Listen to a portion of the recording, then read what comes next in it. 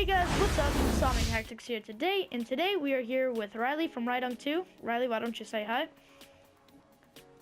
Hey guys. And today we're going to be doing another late night podcast. And yeah, so I guess we'll start this right now. We are playing Minecraft because we tried to film this on Assassin's Creed Unity, and my game crashed and the video clip didn't save. I cry every time. But so first we'll start off with, I guess, some Minecraft news.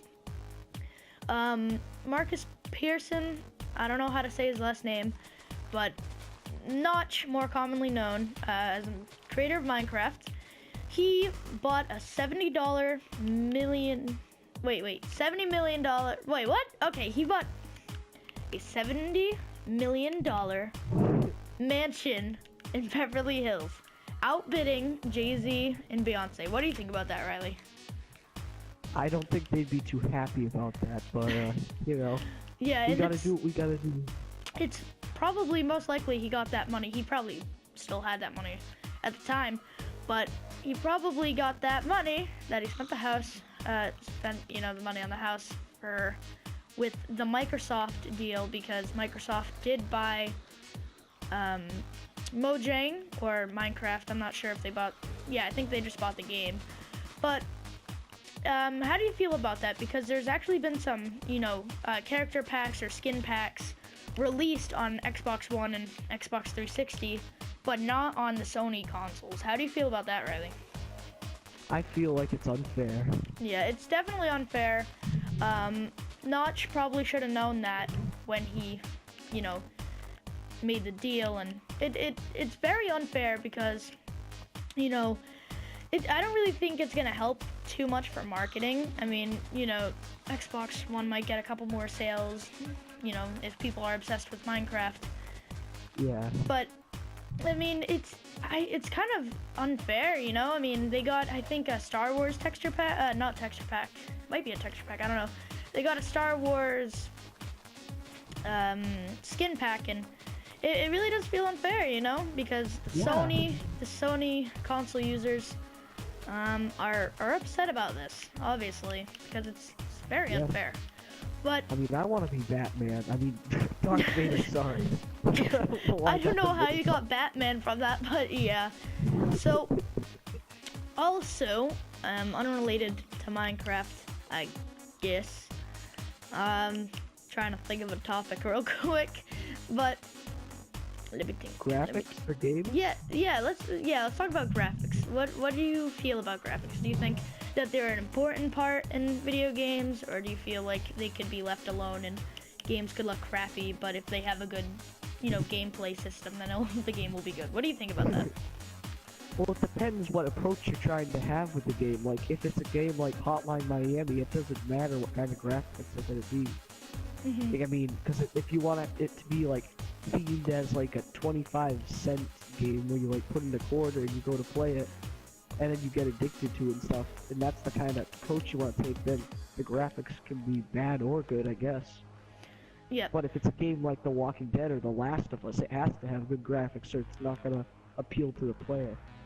Yeah, I feel like, story-driven games, especially like The Last of Us, those have to have pretty graphics, because personally, yeah. I've had The Last of Us for the PS3 console, and I felt like I liked the cutscenes a lot more than the gameplay itself, because it was more of a story-driven game, and oh god, and I felt like, that type of game needs really great graphics. I don't feel like The Last of Us relies on gameplay at all. I feel like it relies on the story mode completely. That's how I feel. I mean, some people love the gameplay, but I'm personally not a huge fan of it. I just love the story. And yeah. So now, moving on. What do you think? What do you think about gaming today? Like, because a lot of the games are getting repetitious. Like, there's been a lot of Minecraft copies. I'm not one of those people that say, any game that has a block in it is a ripoff of Minecraft. I'm talking more about, like, let's say Castle Miner Z or you know, Survival games. Craft, that game's a ripoff. Yeah, games like that. What do you feel like? Because I personally feel like they shouldn't be making money off of those games if they're completely based off of Minecraft, etc. And that kind of gets annoying. Like, you know, I don't know. But then games like H1Z1 or Unturned, where they are sort of alike to DayZ, but they're not completely copying them. You know, they've probably gotten a couple of ideas off of them, but they're not completely copying them. But then when they get criticized from, you know, gamers that say, oh, this is just a copy of DayZ, and what do you feel about that?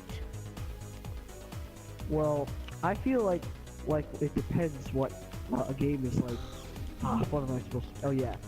What I think is that if the game is like survival craft, well, it's pretty much the same thing except some things are like retextured kind of. Then you know that's copying. But if it's a game like it has kind of the same graphics, but it doesn't have like the same. It has like different story and like different like you know stuff to it. Then I don't think it's exactly copying. I think they just like are kind of inspired. Yes, that's the key word here, is inspired. But oh god.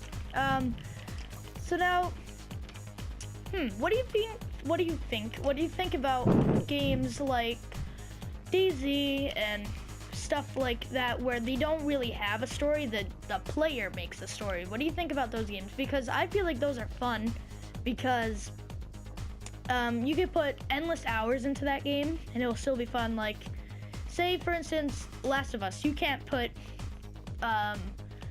endless hours into that game because it'll eventually stop, unless if you're playing the multiplayer, of course. But what do you feel about that, games that you make the experience? I think they're like good for like productivity when you're waiting for like another game to come out. Like if you're like after I beat The Walking Dead season 2, I was like, oh, what am I gonna do now? There's no other games to play. Oh, I know, I'll play Minecraft, and I can just do whatever I want, and the story will just keep going. Yeah. So that's what I kind of think about then. All right, yeah, and I really do love those types of games because I feel like they're, you know, just endless, and I would rather have an endless game than you know, than a limited game, I guess, or a limited like trial, I guess you could say. Not really a trial, Yeah. but I don't know, unless if the game is crappy. Like DayZ, the thing about that game, I'm not sure if you play that game or not, Riley, No, or if I you don't know. play it. I don't play it. Yeah, but that game has a lot of bugs in it, but like that's why some people don't like it, is because of all the bugs. But if you get past all those bugs, you kind of make the experience for that game. About that, we had to come to a brief stop for a minute, but moving on from games like DayZ and all that, what do you think about like repetitious games, sort of like Minecraft? Because it's definitely a fun game, it's just kind of gets boring after a while. What do you think about those games? I think like what they're kind of like what kind of games they are. They're kind of like those games that need to be updated a bit. You know. Like frequently updated, and they always have to add more stuff. Need stuff added to them. And there's a game named Terraria, which it's definitely a like fun RPG. I haven't played it a lot recently, but it gets a lot of flag for quote unquote being like Minecraft because it is blocky or whatever, and you know, you can chop down trees and all that.